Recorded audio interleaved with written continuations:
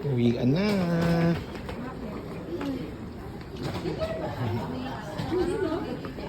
Ito na. Matulog sa biyahe sa train kanina.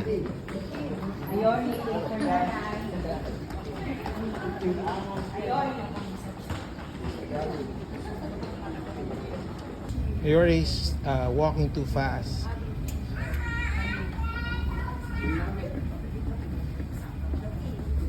Yori.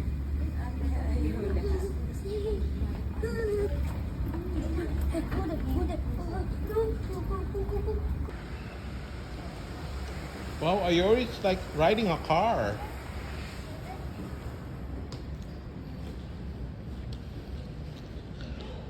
Parang di tayo dumaan dito dati, baby, no?